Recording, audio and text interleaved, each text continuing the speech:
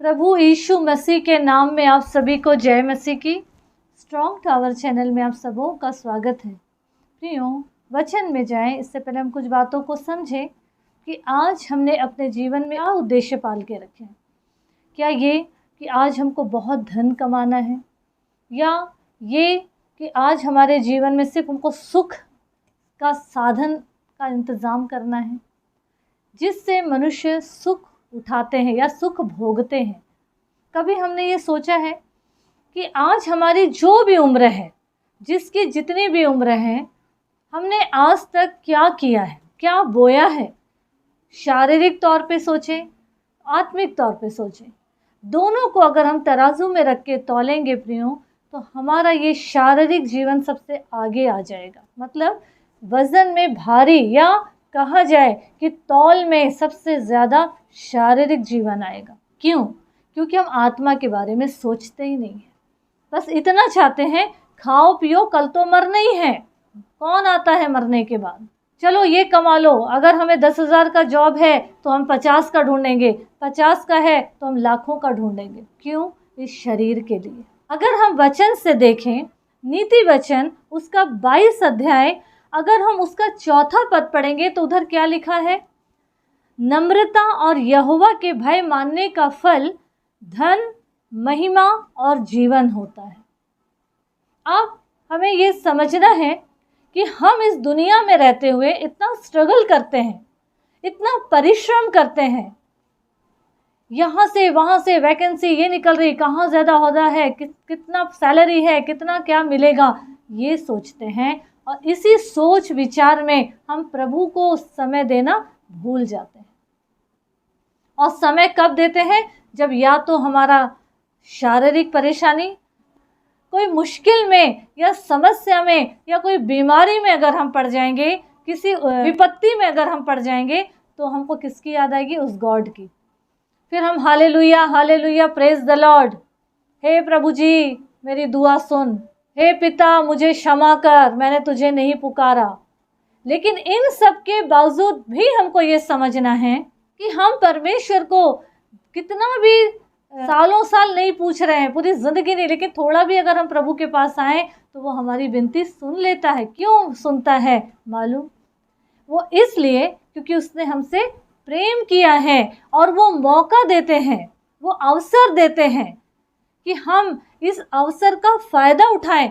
वो ये सोचते हैं कि अगर मैंने इसकी दुआ को सुन लिया, इसको सारी दिक्कत परेशानी से आज़ादी दे दिया है, तो हो सकता है ये मन फिरा ले, हो सकता है ये पलट के आ जाए मेरे पास। जब जब परमेश्वर ने उनकी दुहाई को सुने और परमेश्वर ने उन्हें आज़ाद किया दिक्कत परेशानियों से, उसके बाद वो फिर पलट गए, फिर प्रभु के साथ बलवा करने लगे।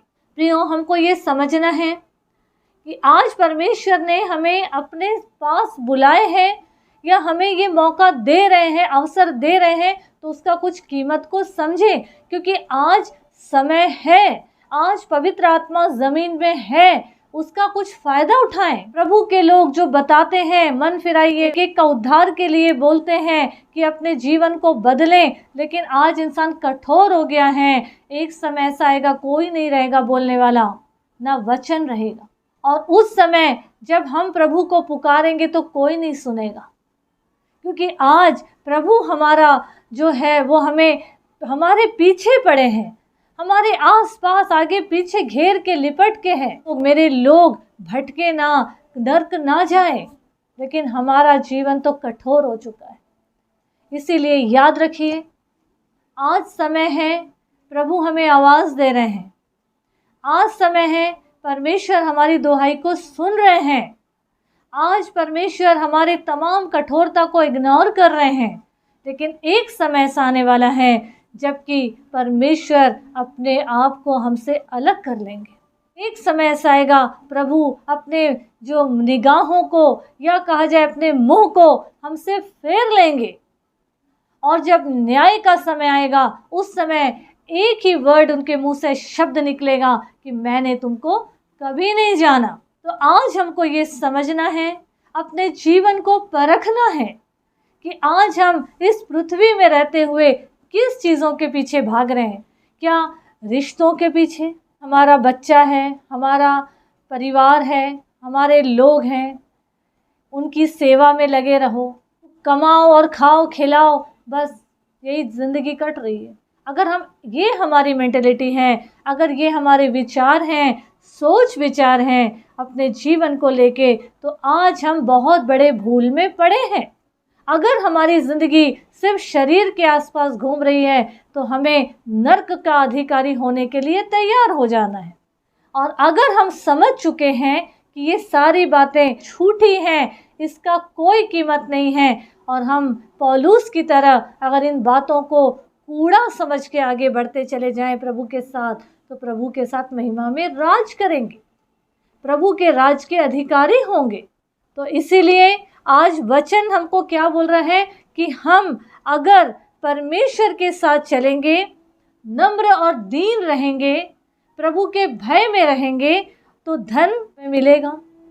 परमेश्वर के दिए हुए धन में ना दुख होगा ना तकलीफ होगा। ज़्यादा चीज़ों का हम यूज़ कर लेंगे, सामान ले रहे हो, या हम ज़्यादा से ज़्यादा खरीदारी कर रहे हैं, ज़्यादा से ज़्यादा चीज़ हम ले रहे हैं, लेकिन हमें लगेगा कि अरे इतना चीज़ लिया हमने और इतना सा खर्चा हुआ, उसमें आशीष रहेगी, महिमा, परमेश्वर हमारा रिस्पेक्ट बढ़ाएंगे। और उसके बाद सबसे मेन क्या है कि दीर्घायु, मतलब जीवन, हमारी उम्र दराज होगी, हमारी उम्र को बढ़ाएंगे खुदा। जब सब कुछ हमें फ़ायदा ही है तो उसके बावजूद भी हम प्रभु से क्यों भाग रहे हैं, और भाग के जाएंगे कहाँ? वो तो चारों तरफ है और एक दिन हमें उसके ही पास आना है। तो इसीलिए अपने जीवन को कठोर ना करें प्रियो, सब कुछ हमें प्रभु के पास मिलेगा। शर्त ये है कि पहले उसके राज्य और धार्मिकता की खोज करिए, तो सारी वस्तुएं हमें वैसे ही मिल जाएंगी।